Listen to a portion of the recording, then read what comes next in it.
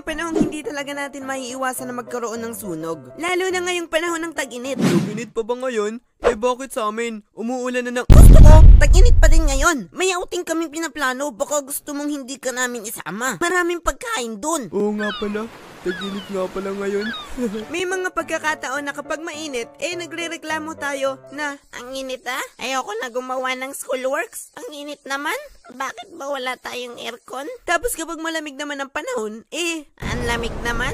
Bakit kasi wala tayong chimney? Hindi tuloy ako mabigyan ni Santa Claus ng regalo tuwing Pasko. Santa Claus ka dyan? Gagaya ka pa sa mga napapanood mo sa TV. Si Lord ang nagbibigay sa atin ng blessing, hindi si Santa Claus. At buti hindi ako pinaniwala ng mga bagulang ko na may Santa Claus. Kasi wala naman silang pera na panlagay sa medyas. Ang pera natin dito ay pambili pa ng gamit sa bahay. Sabon, shampoo, bigas. Hindi ako naging biktima ng kasinungalingan. Pasensya ng mga bata kung sinisira ko ang mga childhood nyo at paniniwala na si Santa Claus ay totoo. Pero kailangan nyo na talagang gumising sa katotohanan na ang mga magulang nyo ang mga naglalagay ng regalo sa sinasabit yung butas na medyas sa labas ng bintana at hindi si Santa Claus. At dun sa mga magulang naman, mas maganda siguro na sabihin nyo sa mga anak nyo na si Lord ang nagbibigay sa atin ng blessing at hindi ang nakakulay pulang tao na yan na hindi naman talaga nag-i-exist. Kasi baka masyado na nilang purihin si Santa Claus sa halip na nagpupuri sila sa Lord sa mga mura nilang mga edad, diba? Agree ba kayo doon? Saan na nga ba tayo? Ang sunog walang pinipiling lugar o panahon. Bumabagyo,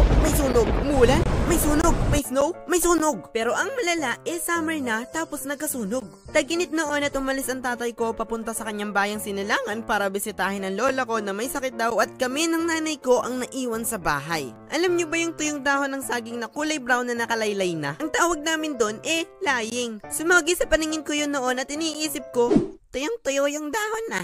Sindihan ko kaya? Hindi ko alam kung bakit kasi ganito talaga ako kalikot mag-isip noon at may unusual din akong pagka-obsess noon sa posporo. Kasi iniisip ko noon na maganda na may lagi kang dalang posporo para kung sakali na malunok ka ng balyena at magutom ka sa ilalim ng tiyan nila, at least may posporo ka at makakapagluto ka sa ilalim. At hindi ka madadapa kasi may ilaw ka, diba? I am a pirate! Yar! Naisipan ko noon na sindihan yung tuyong dahon kasi iniisip ko noon na, hindi naman siguro lalaki tong apoy na to.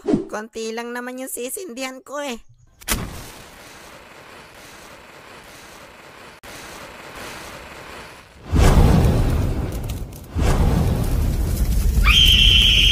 Nataranta na ako noon kasi sobrang laki na talaga nung apoy. Kasi maraming tuyong dahon yun nasa puno ng saging. At ang masama pa niyan, tuyong-tuyo pa yun kasi nga summer noon at malutong yung dahon sa sobrang katuyuan. Perfect na perfect lamunin ng apoy. Natulala ako nun sa sobrang taranta. Nakita ng nanay ko yung nasusunog na puno ng saging at doon na nagsimula ang mas matindi kong kalbaryo.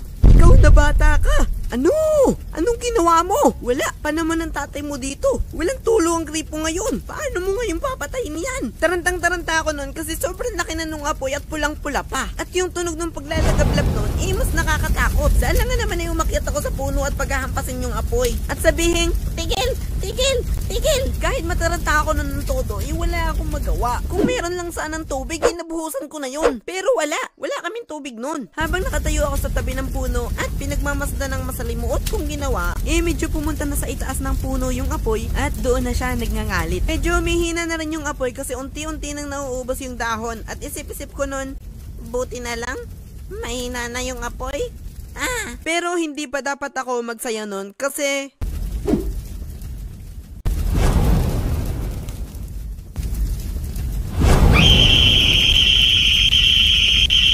wala na akong ibang choice noon dahil wala naman ako mapapagkunan ng tubig kasi igang-iga yung tangke ng tubig namin. At halos wala nang tumutulo sa gripo. Hinampas ko na lang ng hinampas yung apoy hanggang sa mamatay pero habang hinahampas ko siya parang lalo siyang lumalakas kasi nahanginan siya dahil kakahampas ko. Medyo binagalan ko ng konti yung paghampas at sinundot-sundot ko na lang ng stick yung apoy para maghiwa-hiwala yung mga dumadalit na tuyong damo. Matapos ko mapatay yung apoy na umuusok-usok pa, pumasok na ako sa bahay namin at lalo akong nasarmonan ng nanay ko. Alam mo nang wala ang tatay mo dito at wala tayong tubig. Bakit ngayon mo pa naisipan magsunog? Wala na ako magawa nun kasi sobrang kabado ko at akala ko hindi na mamamatay yung apoy. Tapos natatakot pa lalo ako sa sinasabi ng nanay ko na, alam mo ba, May nangyaring kanya noon. Lumakad yung apoy. Nakasunog ng lupain ng may lupain. Ayun, nagbayad ng malaki sa may-ari. Kaya ikaw wag magsunog na ganyan ha. Kung ikay natulog na lang sa tanghali. Kung ako sa'yo, ako'y matutulog na lang. Pagkatapos kasabay na humina nung apoy, medyo lumamig na rin ang ulo ng nanay ko. At nung mga oras na yon, medyo humahangin na. What a relief!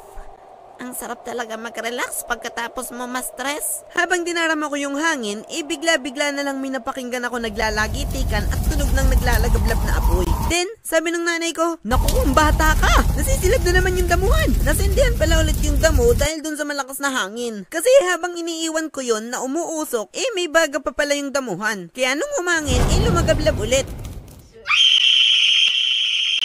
Nagkaroon lang ako ng konting kapayapaan at sasabak na naman ako sa problema. Dali-dali ako nung pumunta sa nasisilab na damuhan at hinampas-hampas ulit yon ng paulit-ulit. At pinaghiwa-hiwala yung mga tuyong dahon at damo para hindi na kumalat yung apoy. Hinampas-hampas ko yung apoy para mamatay hanggang sa usok na lang natira doon. Binuhusan ko rin yun ng konting tubig para naman masigurado ko na hindi na ulit yun maglalagablab. Maggagabi na nun at ipinapanalangin ko na sana walang matirang baga doon na magre-resulta na naman ng pagsiklab ulit ng apoy. At ako ang masisi sa pagkasunog ng 10 ektaryang lupain ng kapitbahay namin at malubog sa utang. Dumating na ang gabi at natulog na ako nun. Kaso, nag-aalala pa rin ako kasi baka biglang lumagablab yung apoy at makasunog ako ng ari-arian ng iba. At baka pati bahay namin madamay at matusta kami habang natutulog. Nung gabing yun natulog na talaga ako at nung kinaumagahan,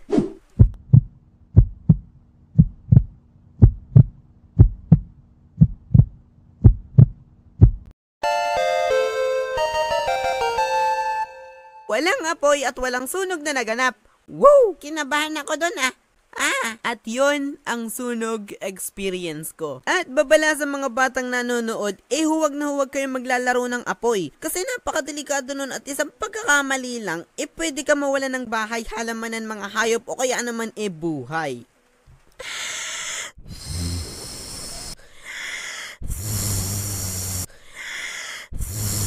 Bakit kaya ang daling dumalit ng apoy kapag makakasunog ng gubat, pero pag magpapadalit ng apoy sa kalan, ang hirap? Oo nga pala mga ka-dino, available na ang stickers natin sa Shopee! Ang cute nila at ang dami-dami pa. Pwedeng pandikit sa laptop, pwedeng pandikit sa microphone, pwedeng pandikit sa gitara, at pwede rin tong panakip butas katulad ng ginawa sa'yo. At ang mura lang nila. Kaya kung ako sa'yo, bili na! Nasa description box lang yung link.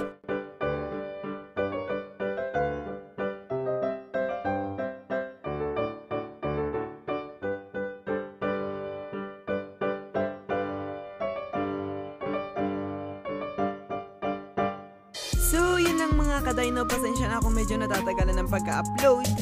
Sobrang daming gawain sa school. Kakatest pa lang nga namin habang nagre-record ako Tapos ang hina pa ng net. At nagpapasalamat rin ako sa inyo kasi malapit na pala tayo mag 200,000 subscribers. Grabe, ngayon ko lang napansin. Parang kailan lang 100,000 lang tayo tapos ngayon 200 na. Naalala ko ba noon after 1 month nakakakuha pa lang ako ng 30 views. At naalala ko noon meron lang akong 12 subscribers. Masaya na ako. At bawat araw na nadadagdagan ng isa ang subscriber ko, hindi ako magkamayaw sa tuwa kasi nakikita ko nadadagdagan ng isa. Maraming salamat sa inyo sa pagiging parte ng channel na to. At huwag natin kalimutan na magpasalamat sa Lord. So, yun lang. Babayabado!